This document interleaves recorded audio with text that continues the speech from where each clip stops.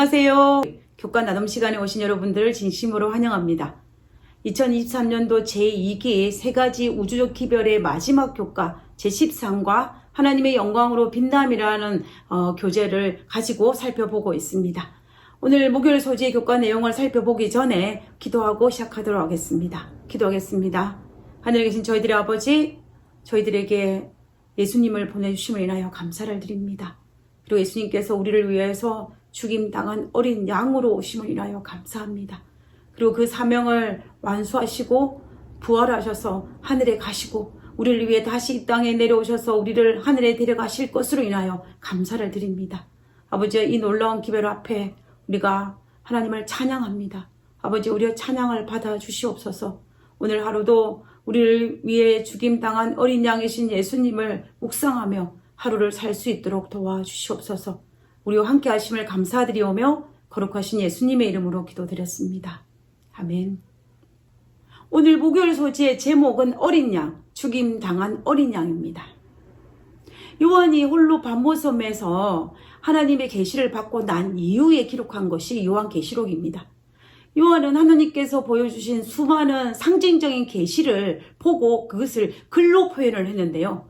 그때 요한은 정말 자신이 알고 있는 구약 지식과 그리고 자신이 경험한 경험과 그리고 예수님을 통하여 배웠던 이 많은 것들을 가지고 자신에게 보여주신 계시를 기록하였습니다. 그것이 바로 요한계시록입니다.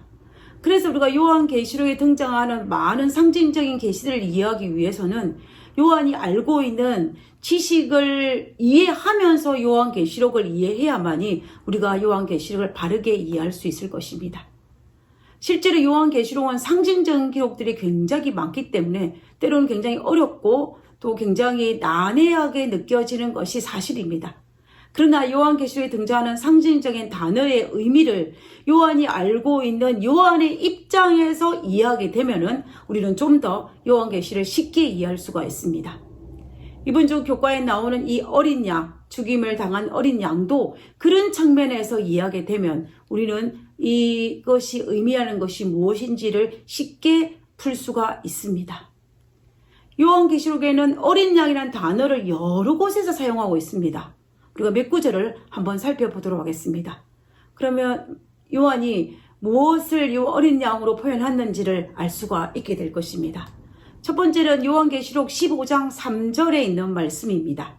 하나님의 종 모세의 노래, 어린 양의 노래를 불러 가로되 주 하나님 곧 전능하신 이시여 하시는 일이 크고 기이하시도다. 만군의 왕이시여 주의 길이 의롭고 참되시도다. 이 본문에서 알 수 있는 것은 어린 양의 노래를 불러 가로되 하나님은 전능하시다라고 기록하고 있습니다. 그래서 결국 어린 양이 의미하는 것은 하나님을 지칭하고 있는 것이라는 것을 우리가 알 수가 있습니다. 자, 그리고 요한계시록 22장 1절에 있는 말씀을 보겠습니다. 또 저가 수정같이 맑은 생명수의 강을 내게 보이니 하나님과 및 어린 양의 보좌로부터 나서 3절에 있는 말씀입니다. 다시 저주가 없으며 하나님과 그 어린 양의 보좌가 그 가운데 있으리니 그의 종들이 그를 섬기며 라고 되어 있습니다. 새하늘과 새 땅을 기록한 요한계시록 22장에서 하나님과 어린 양의 보좌로부터 생명수 강이 흘러나온다 라고 했습니다. 결과적으로 하나님과 어린 양을 분리했습니다. 그래서 우리는 이 구절을 통해서 하나님은 아버지 하나님을 나타내는 것이고 어린 양은 아들 하나님이신 자신이 알고 만지고 함께했던 그 예수님을 지칭하고 있다는 것을 우리는 알 수가 있습니다. 그래서 요한은 어린 양을 예수님을 나타내기 위해서 사용한 단어였다 하는 것을 우리가 알 수가 있다는 것입니다. 그리고 특별히 요한계시록 5장 6절에서 보면은 또 내가 보니 보좌와 네 생물과 장로들 사이에 어린 양이 섰는데 일찍 죽임을 당한 것 같더라. 7뿔과 7눈이 있으니 이 눈은 온 땅에 보내심을 입은 하나님의 7 영이더라. 12절에 큰 음성으로 가로되 죽임을 당하신 어린 양이 능력과 부와 지혜와 힘과 존귀와 영광과 찬송을 받으시기에 합당하도다 하더라. 그 어린 양을 일찍 죽임 당한 것 같더라. 죽임을 당한 어린 양이라고 표현하고 있습니다. 하나님은 하나님인데 죽임을 당한 하나님이고, 요한계시록에서 말하는 이 어린 양은 결국 우리를 위해서 십자가에서 우리의 죄를 지시고 우리의 대속물이 되어 돌아가신 그 예수님을 생각하지 않을 수가 없는 것입니다. 자, 그러면 요한은 예수님에 관한 여러 단어들 중에서, 수많은 단어들 중에서 예수님을 왜 어린 양, 죽임을 당한 어린 양이라는 이 단어를 가지고 와서 사용을 했을까요? 제가 추측하건대 요한이 밤모습에서 계시를 볼 때에 계시록 5장과 7장과 22장에 나타난 그 모습은 실제 어린 양의 모습이 아닐 것입니다. 분명히 자신이 그토록 사랑했던 예수님의 모습이었을 것입니다. 그럼에도 불구하고 요한은 굳이 예수님이라는 단어를 사용하지 아니하고 어린 양이라는 단어를 가지고 와서 기록하고 있는 것입니다. 왜 그렇게 하였을까요?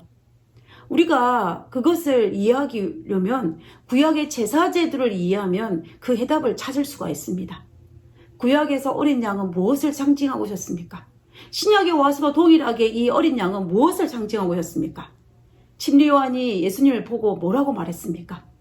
요한복음 1장 29절에 이튿날 요한이 예수께서 자기에게 나오심을 보고 가로되 보라 세상죄를 지고 가는 하나님의 어린 양이로다 라고 했습니다. 예수님의 제자 요한이 예수님이 죽임을 당한 어린 양이라고 말한 것처럼 침례 요한도 자신에게 침례를 받으신 예수님을 향하여 세상 죄를 지고 가는 하나님의 어린 양이라 라고 하였습니다. 그러면 그들은 왜 예수님을 어린 양이라고 표현하였을까요? 창세기 3장에 아담이 범죄한 이후에 하나님께서는 아담과 하와의 죄를 대신하여서 그 죄를 가리우시기 위해서 죽임을 당한 동물의 가죽을 그들에게 옷을 만들어서 입히셨습니다. 그리고 그 이후에 그들은 자신의 죄를 대신하여 어린 양이 죽임을 당한다는 사실을 알고 있었습니다.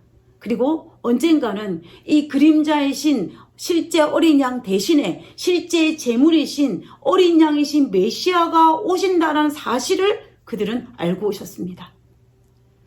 하나님께서 가인과 아벨의 제사를 해서 가인의 곡식 제물을 받을 수 없었던 이유도 마찬가지입니다. 그는 세상죄를 지고 하는 하나님의 어린 양의 희생을 거부했기 때문에 하나님께서는 가인의 제사를 받을 수 없었던 것입니다. 그리고 이 일 후에 창세기에 등장하는 부조시대에도, 족장시대에도 그들은 자신의 죄를 대신해서 어린 양을 제물로 바쳤습니다. 그리고 출애굽시대에서 하나님께서 성소제도를 주심으로 그들에게 제사제도를 주셨을 때에도 그들은 그들의 죄를 대신하여 어린 양의 죽임을 당하는 것을 바라보았습니다. 그리고 자신의 죄를 대신하여서 어린 양의 죽음을 통하여서 실제이신 예수님께서 오실 것이라고 그들은 기다리고 있었습니다. 이 기별은 왕정시대와 바벨론 시대와 그리고 바벨론에서 포로 생활 돌아왔을 때에도, 그 다음에 이 중간사 시대에도 거쳐서도, 그리고 예수님께 탄생하신 그 신약시대에도 여전히 유효였습니다. 그래서 신약시대에도 여전히 그들은 어린 양을 제물로 드렸습니다. 유대인들은 이 어린 양이 자신의 죄를 대신하는 대속물이라는 사실을 너무나 잘 알고 있었습니다. 그리고 이거는 그림자일 뿐이고 후일에는 실제가 올 것이라는 것을 알고 있었습니다. 그래서 침례 요한이 이 모든 사실을 알고 있었기 때문에 예수님을 보고 세상 죄를 지고 가는 하나님의 어린 양이라 라고 했던 것입니다. 실제로 예수님은 유월절 어린 양으로 십자가에 달려 돌아가심으로 우리의 죄를 담당하셨고 우리의 실제 제물이 되신 어린 양이 되셨습니다. 187페이지에 나와 있는 영감의 글에 이렇게 기록하고 있습니다. 모든 제물은 죽임을 당하신 어린 양 그리스도를 예시함. 그리스도께서는 당신의 지혜로서 교회 역사의 초기에 희생 제물과 헌물의 제도를 주셨는데 그 제도 자체가 당신 자신을 기초한 것이었고 당신의 죽음을 예포하는 것으로 된 제도였다. 모든 희생 제물은 장세로부터 죽임을 당하신 어린 양이신 그리스도를 가리켰으며 모든 영혼이 죄의 값은 사망이라는 것을 깨닫게 하셨다. 예수님의 제자 요한은 이제 1세기가 거의 끝나가는 시점에서 백발이 성성한 노년에 이 모든 기별의 의미를 알고 있었습니다. 그래서 그런 요한계시록 핵심인 십자가에 못 박혀 계신 예수님, 우리의 죄를 위해 희생제물 되신 예수님을 강조하기 위해서 어린 양, 죽임을 당한 어린 양이라고 했던 것입니다. 우리 또한 우리를 위해 죽임을 당하신 예수님을 소개하는 것이 우리의 가장 큰 복된 복음이며 이 기별을 전하는 것이 우리의 가장 큰 소명입니다. 우리를 위해 죽임을 당한 어린 양이신 예수님의 기별을 제외한다면 복음은 죽은 복음입니다. 그리고 우리를 위해 죽임을 당하신 어린 양이신 예수님을 뺀 그 모든 것은 아무런 의미가 없는 것입니다. 교과책 186페이지 하단 부분에 이런 글이 있습니다. 우리는 의도적으로 죽임을 당한 어린 양을 우리의 사명과 교리의 중심에 우리가 설교하는 모든 설교, 우리가 쓰는 모든 기사, 우리가 하는 모든 기도, 우리가 부르는 모든 노래, 우리가 하는 모든 성경 공부, 그리고 우리가 하는 모든 일의 중심에 두어야 한다. 십자가 위에서 어린 양이 드러내신 사랑이 우리가 서로를 대하는 방식을 변화시키고 또 우리로 세상을 돌보게 할 것이다. 우리 삶의 중앙에 예수님을 두어야 합니다. 우리는 이것에 실패하면 우리는 진정한 그리스도인의 삶을 산다라고 말할 수가 없을 것입니다. 우리는 그리스도인 삶으로서는 실패한 삶입니다. 그러므로 우리는 의도적으로 우리의 삶의 중앙에 그분 두기를 기뻐해야 하며 또 그분을 우리의 삶의 중앙에 두기를 연습해야 하며 우리가 예수님을 우리의 삶의 중앙에 두는지를 우리는 날마다 우리 자신을 살펴야 할 것입니다. 왜냐하면 요한계시록 5장 12절에 있는 말씀처럼 죽임을 당한 어린 양이 능력과 부와 지혜와 힘과 존귀와 영광을 받으시기에 합당하시기 때문입니다. 우리의 삶이 예수님에게 영광과 찬송을 돌리는 삶이 되었으면 참 좋겠습니다. 우리의 매일의 삶이 그분을 찬양하고 그분에게 영광을 돌리는 삶을 살게 되시기를 간절히 바라면서 오늘 교과 말씀을 마치고자 합니다. 기도하고 마치겠습니다. 오늘 나의 전투 같은 삶 속에서도 오직 십자가를 지신 예수님이 참된 중심이심을 고백합니다. 중심에서 멀어지게 하는 실수와 세상 유혹들 가운데서 건져주시고 그리스도를 바라보며 오직 어린 양이 인도하시는 대로 따라가게 하여 주시옵소서. 하늘에 계신 아버지, 예수님께서 내 삶의 한가운데 오시기를 기뻐합니다. 아버지, 들어오셔서 내 삶의 주인이 되어주시고 나의 모든 삶의 중심이 되어주시옵소서. 아버지여, 이를 위해서 아버지 앞에 부복하기를 원하오니 우리의 부복을 받아주시고 우리가 날마다 하나님 앞에 부복할 수 있도록 성령 하나님 보내주셔서 우리의 마음을 붙잡아 주시옵소서. 오늘 하루도 하나님과 함께하는 삶 되게 하여 주옵기를 거룩하신 예수님의 이름으로 기도드렸습니다. 아멘.